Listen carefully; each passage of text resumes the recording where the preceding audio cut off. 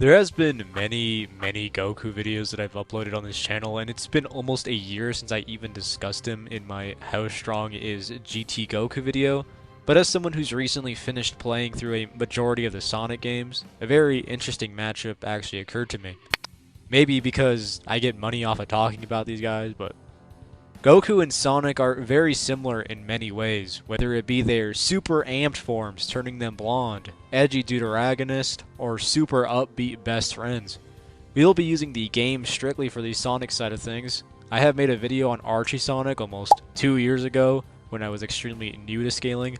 Respectively, that video is not the best in every regard, so if you want to see a remake of that video, get this video to 1,000 likes. And of course, for Goku, we will be using the Super Anime and manga as the anime stops at the Tournament of Power arc. Battle of Gods was sort of the first time within Dragon Ball where we'd get a concrete feat in the series that really leaves no room for denial.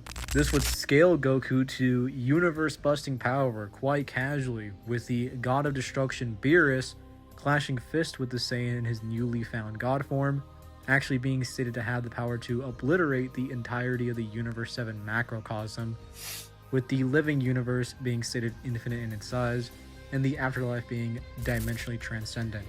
It could mean we could scale this above the conventional fourth dimension, that being the 3 dimensions of space, with time being the fourth dimension, thus making this feat fifth dimensional in nature.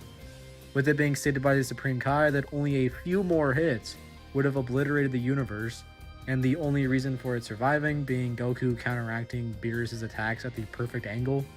This might even be consistent with a potential infinite speed scale, considering that the energy used to traverse the universe is able to reach the Kaioshin realm, which is on the outer edges of the macrocosm. If you were to consider some Koyama statements, you could argue it to be far more complex, although for obvious reasons we won't be considering it and we will be using the most consistent arguments. The scaling meta would be heavily influenced in the later arcs of Super, with the introduction of a character named Zamasu, with him being able to transform himself into this universal super entity, engulfing the entirety of the future timeline. To truly understand the scope of this, we'd have to shift our focus to the multiverse, which comprises of 12 of these fifth dimensional multi-frequency structures, and can hold at least 18 macrocosms. There's a neutral zone between the universes, as noted by Champa in the Dragon Ball Super manga. Given that it encompasses infinite fifth dimensional universes, its scale is likely even greater, suggesting it might at least be sixth dimensional. This remains true whether you view it as a fourth or fifth dimensional in terms of size. The neutral space must have a higher dimensionality to accommodate all of these realms, while keeping them separate and non-intersecting. This calls for an additional dimension to represent hypertime. So if you consider the macrocosm as fourth dimensional, it leads to a sixth dimensional hypertimeline. If we factor in the afterlife scan and the idea that the afterlife could be an entirely different spatial dimension, the context makes the infinite Zamasu feat, where he envelops the entire timeline, all the more significant, making this a seventh dimensional feat in nature. Goku in the anime is fairly confident he could have at least done something to the infinite Zamasu, and during the Tournament of Power, Shin considers Jiren to be the strongest opponent Goku and gang have ever faced, which would include the infinite Zamasu, who Shin was there to witness. During the final boss battle in Sonic 06, the main trio, that being Sonic, Shadow, and Silver, face off against a being known as Solaris. Solaris is a being as stated by Robotnik to being able to consume every existing timeline, and is a transcendental being that exist in both the past, present, and future timelines. A common argument that is used to disprove this notion is that Solaris wasn't actually going to destroy all dimensions, and that Eggman's statement was more so in reference to a chain reaction rather than outright obliteration. An official guidebook from Sonic 06 describes the Solaris battle, stating that Solaris would quote-unquote turn everything into nothing. Logically speaking, this would mean that the statement is indeed referring to the obliteration of said dimensions, as well as the time and space accompanying it. This is backed up by statements on his second form being stated to do exactly that, and can destroy time and space itself more than one time. Imaginary World is also stated to be the fourth dimension, with the fourth dimension being time, of course, due to Einstein's theory of relativity. Due to Solaris being considered a threat to all of time, we can assume that this would include imaginary world within it, as well as being able to casually obliterate entire space-time continuums. And during the same boss battle, Solaris is stated to be super dimensional. Now, without getting into the whole semantics of it, because there are a lot of definitions to this word, it essentially just means higher dimensional, sort of how, when Gogeta and Broly fought, their height could be considered super dimensional if you consider the novels. However, Sonic couldn't damage him physically due to Solaris being transcendental to them and needing to damage Solaris via mental attacks. This shouldn't matter all that much due to the fact that he actually defeats Solaris, and in Sonic Forces, he defeats Infinite, who is stated to be Sonic's strongest enemy to date. This in of itself would scale Sonic to 4th dimensional or low multiversal, to those 5th dimensional ranges. If you think the Eggman Salamander is transcending dimensions through statements. This could mean that the Eggman Salamander is 5th dimensional, and that Solaris could be transcendental to this due to the game's chronology.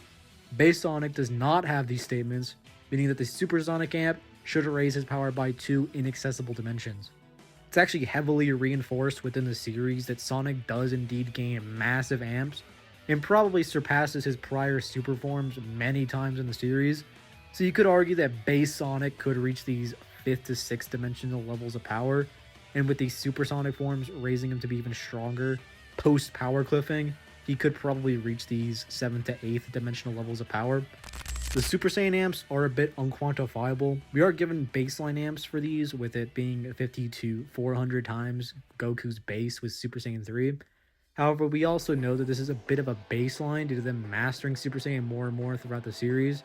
However, it never quite reaches these Chaos Emerald super amp levels that Sonic reaches, as these Super Saiyan forms are indeed finite. He's then able to amp himself beyond this point with Super Saiyan Blue, which is just Super Saiyan God Super Saiyan, and the Kaioken forms stacked with the Instinct forms, which is basically just giving him auto-dodged with increased proficiency and a massive amp that is way beyond anything the God forms could pretty much ever muster up. All in all, the Supersonic Amp is just overall superior to Goku's forms in terms of how strong the form itself is and how it applies to the user. When it comes to speed, it's very simple on the Sonic side of things, as Sonic, Shadow, and Silver were fighting Solaris at different points throughout time. For these Hedgehogs who have done this, they would need to be fighting throughout time. Sonic is stated to be the fastest of the three. A common argument was that this fight was actually done through hacks. However, throughout 06, they use time hacks and show it very clearly, and honestly, to not show it the one time that it's important for concluding the narrative, they don't. The way that I interpret this is that via access to all 7 of the Chaos Emeralds, they're able to fly throughout time and defeat Solaris in the past, present, and future. I think it is narratively consistent for at least Super Sonic to be at this level of speed that goes simply beyond the speed formula, which we call in the power scaling community immeasurable speed. In Super, as I noted in the AP section, Goku and Beerus clashed fist, sending shockwaves powerful enough to threaten the entire fabric of the infinite macrocosm. At first, I thought these shockwaves wouldn't actually reflect the true extent of their strength when enhancing their physical abilities, but later evidence seems to go against this. During the Tournament of Power, Goku's powering up, and it was so immense that it basically shook the entire world of Void, which is essentially an endless nothingness. To shake an infinity like the World of Void, it would require infinite power. Plus, since the Frieza saga, it's been pointed out that increasing power often means you're increasing in speed. So if Goku can really shake an infinity, it would at least have his combat speed at this level. Later on, it's mentioned that Jiren transcends time, which could either mean that he surpasses time manipulating abilities like hits, or that he exists completely outside of time. This idea is backed up by the fact that Jiren can even fight Hit while Hit is stopping time, with multiple exchanges happening during those frozen moments, which leads to 2 possibilities, which is either Jiren and by extension Goku can just be a beyond Hit entirely, which makes sense since Dragon Ball characters are often resistant to attacks they're stronger than, or B, Goku could just have immeasurable speed, allowing him to act outside the normal flow of time. However, the superhero movies suggest that Jiren wasn't actually that much stronger than Goku or Vegeta, and he just used his power in a very strategic way to gain an edge, implying he wasn't simply overpowering Hit, at least by that much. In the Archie comics, Sonic has 1 billion rings, so if you really wanted to bring it into the debate, Goku could maybe have to kill him 1 billion times over. Of course, we won't be considering the billion lives because it's not something he has in the games, but in the newer games, the maximum amount of lives you can attain is 99 due to the game needing to be functional. Either way, unless you think Goku could beat Sonic's ass 100 times in a row, he's probably not going to be able to keep up stamina-wise. If we were granting Goku Hakai, it won't matter all that much either, since a dead Sonic was able to have his body preserved and his space being erased by Solaris, and the Time Eater, which literally erases reality when it moves, in both versions of Sonic are completely unaffected and wake up in a white void. All in all, is it likely Goku would win? Probably not due to the hacks, although using the scaling that I mentioned in this video, they could probably be on a similar AP and speed edge. But let me know what you think down in the comments. If you enjoyed this video, be sure to like and subscribe. Helps a ton, and till next time, bye.